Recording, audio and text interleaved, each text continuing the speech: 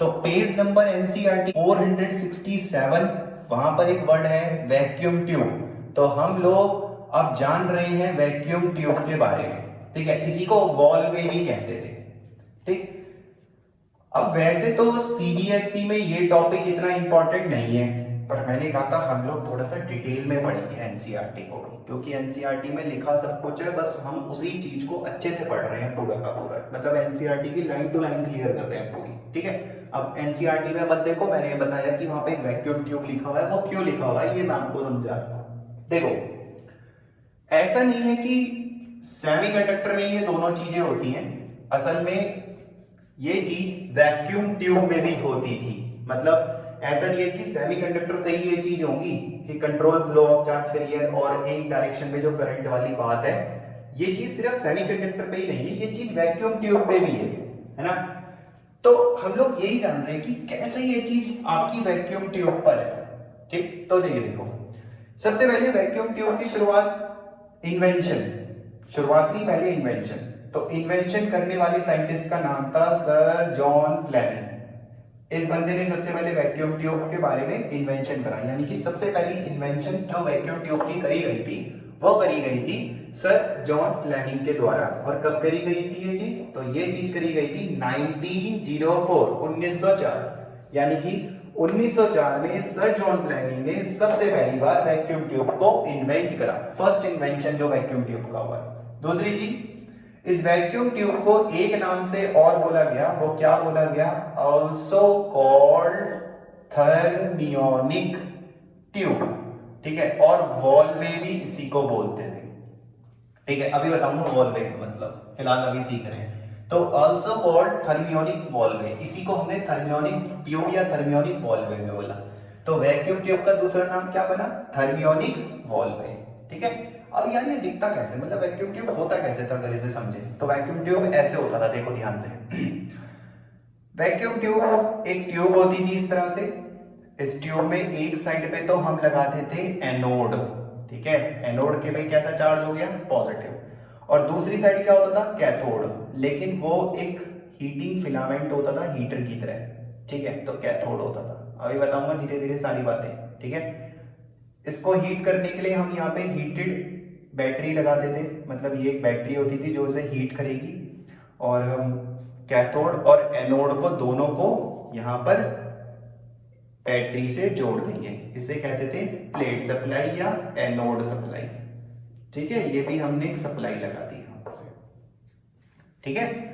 अब ये वोल्टेज किसकी मानी जाएगी? ये वोल्टेज मानी जाएगी एनोड और कैथोड के लिए जो अप्लाई हो रही है। तो एनोड और कैथोड की वोल्टेज है, ठीक है।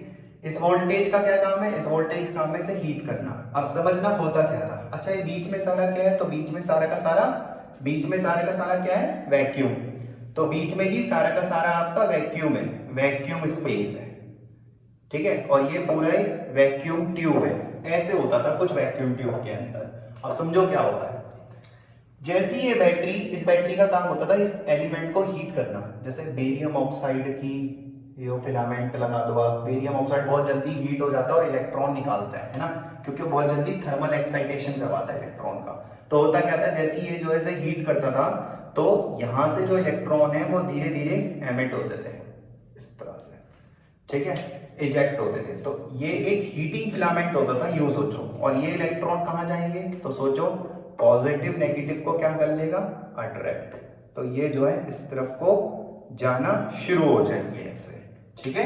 आप समझना मेरी बात को। तो ये क्या चीज है, कोई आपसे पूछे तो आप ये कहोगे कि यार ये ना एक हीटर हो गया या हीटिंग एलिमेंट हो गया, तो मैं इसे हीटर ही कह देता हूँ, है ना, एक हीटिंग एलिमेंट हो गया, ठीक।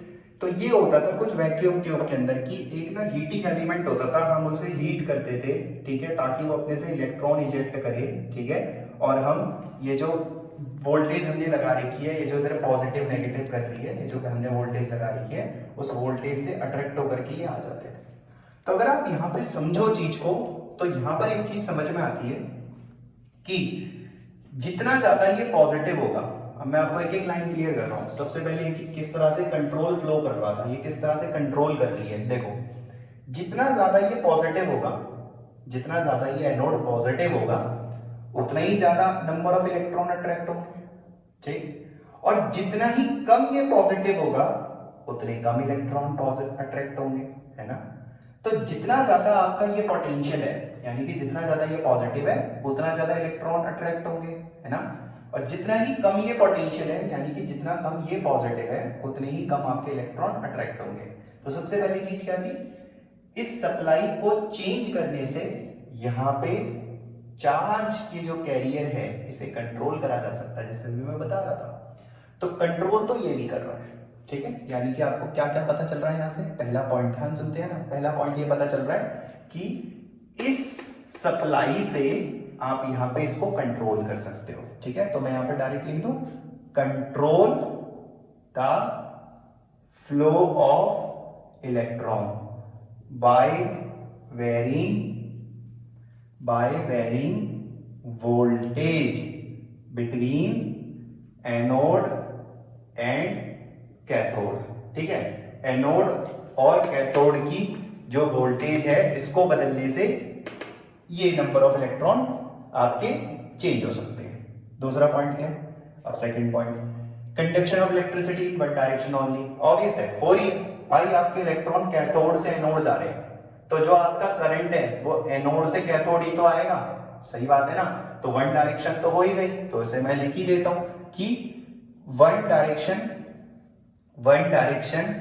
ऑफ करंट, एक डायरेक्शन है करंट की, one direction of current flow, one direction of current flowing कहां से कहां, आप बोल सकते हो एनोड टू कैथोड, ठीक है। और इसी को क्या बोलेंगे, वॉल्वे।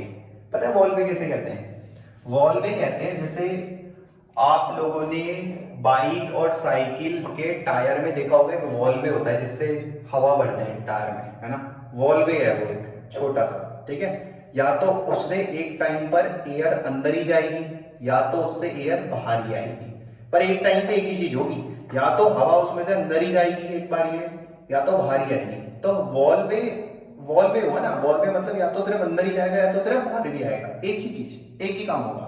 तो ऐसी ये एक ही डायरेक्शन में करंट होगा, तो एक वॉल्वे की तरह ये हम लोगों के लिए काम कर रहा है, एक ही डायरेक्शन है, ठीक है। और तीसरी चीज जो आपके दिमाग में डाउट आ रहा है कि फिर वैक्यूम स्पेस क्यों था वैक्यूम ट्यूब के अंदर, तो इसका ये जवाब है, अगर बीच में एयर होती तो ताकि इलेक्ट्रॉन एयर के मॉलिक्यूल से ना टकराए।